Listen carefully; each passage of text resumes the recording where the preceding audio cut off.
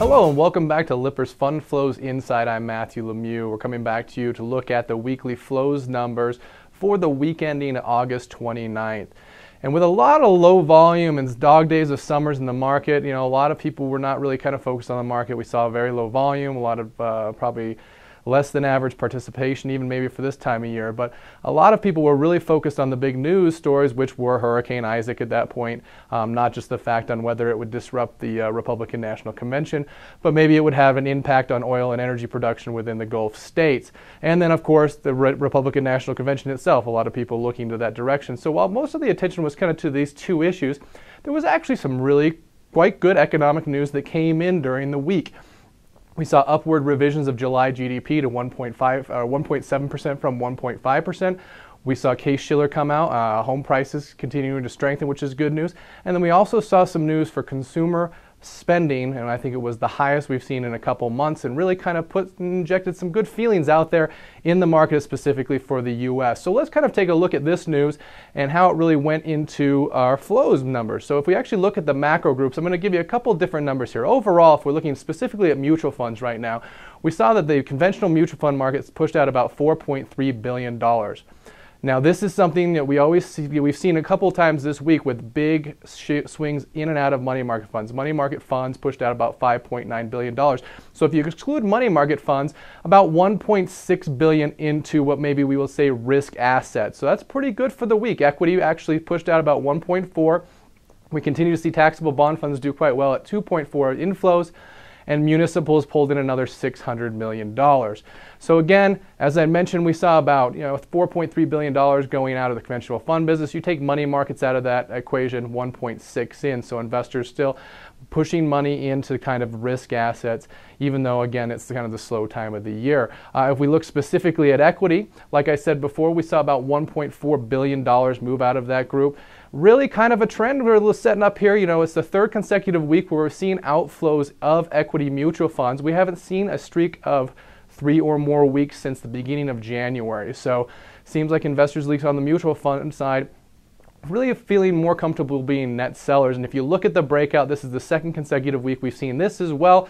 Domestic funds really kind of the bane of this group, $1.9 billion in outflows, while non-domestic pulls in about $518 million. All right, so that's on the mutual fund side. How are we doing on the ETF side? Again, it is a different story. On the ETF side, we saw about $3.6 billion of inflows into equity fund ETFs. Again, SPY being the big draw there, 3.5 alone. But again, we're seeing this dynamic, outflows of equity mutual funds, inflows to equity ETFs. You've got to kind of assume that some of that flow is kind of going back and forth. It's not a one-to-one exchange, but we're seeing some investors that seem to be going out of the equity mutual fund space, maybe going into the ETF space. But really what I kind of just wanted to mention briefly is I think this is more of a story of active versus passive management, because even year to date, if we look at equity mutual funds, which has had net outflows, if you kind of break that apart, if you're looking strictly at passive or index funds, they've actually done quite well. And the ratio that I put together is basically 2 to 1, meaning for every $2 that we've seen out of active mutual fund, equity mutual funds, we've seen $1 into passive. So passive are doing quite well, ETFs are doing quite well. Investors seem to be, maybe if they're buying the market or finding that beta exposure, like to go that direction. 2 other notable on the ETFs is we did see some money going into Triple Q, about $230 million, and we saw a little bit of attention going to GLD at $400 million. I think investors were looking at the anticipation of what Bernanke was going to come out of Jackson Hole, maybe some possible further quantitative easing. The thought there is if they do mention that, and go with more quantitative easing, it will put upward pressure on commodity prices. So we saw some people going towards gold. So let's go on to our next group, which is taxable bond funds. Taxable bond funds continue to do quite well.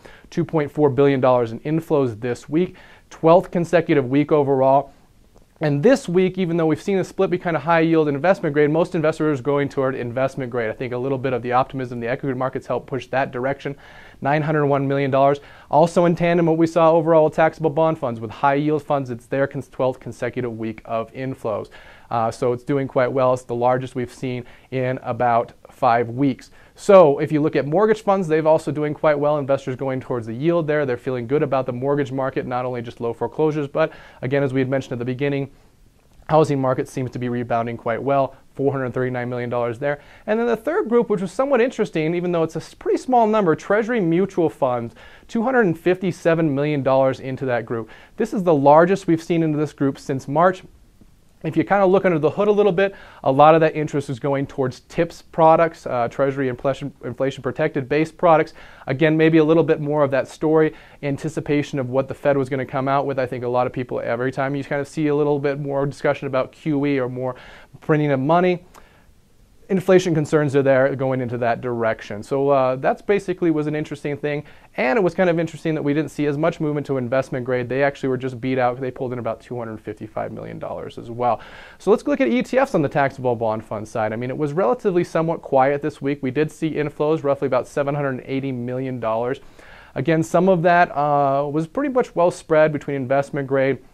Similar story to what we saw on the mutual fund side, JNK and HYG, both of the high yield type products out there. Together, they brought in about $210 million. The rest of the inflows were spread across the board, so somewhat quiet. It seemed like investors were feeling much more comfortable going into fixed income mutual funds than they were in ETFs, at least during this week, maybe a little less of that institutional trade momentum there. If we go to the third group we're going to look at, we're going to municipal bond funds. And municipal bond funds have continued to be a very good story. And again, they continue that $600 million in this week. This is their 20th consecutive week of inflows. Investors are feeling comfortable with this group. Again, I think if you look at the yield, it's not only attractive just on an absolute term, but if you look at it on a tax-adjusted term, it looks quite good, and a lot of investors are focusing on chasing yield. If you actually look at the Muni group and you look at their 4-week moving average, we're seeing somewhere around $780 million a week, and that's pretty high for this group. So we've seen a lot of kind of sustained momentum going into municipal debt. If you look at national munis, they brought in about $542 million. That's just going to be your broad general group. And as a subset of that, it is high yield muni, $128 million. So some investors still, not only are they liking the yield on the standard munis, they feel that they can take a little bit more risk to kind of get that little bit of juice when you're looking at the high yield products in that space. Last group we're going to talk about is money market funds. This week again, we talked about $5.9 billion in outflows. This actually breaks a 4-week streak of inflows that we had seen for this group.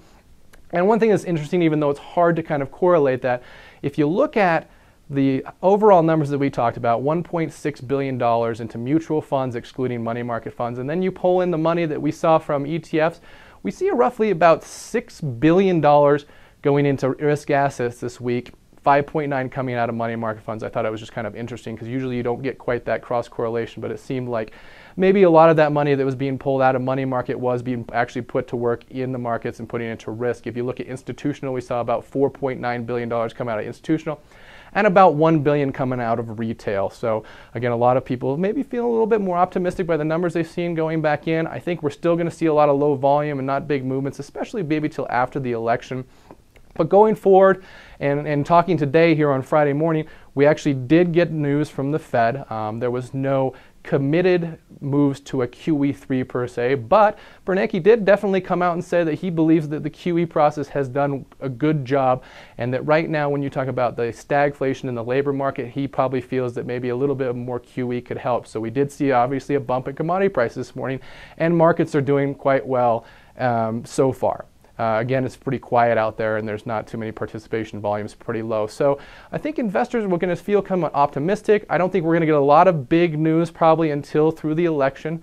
I mean, there's still Europe that's to be concerned about. Things somewhat have been quiet there, even though, again, there is some stir and conversation about how Germany and some of the other European or Eurozone countries are going to approach helping Greece out of their situation. So if you needed a little bit more information about the numbers that we talked about today, you can go to our website. It's www.lipperusfundflows.com.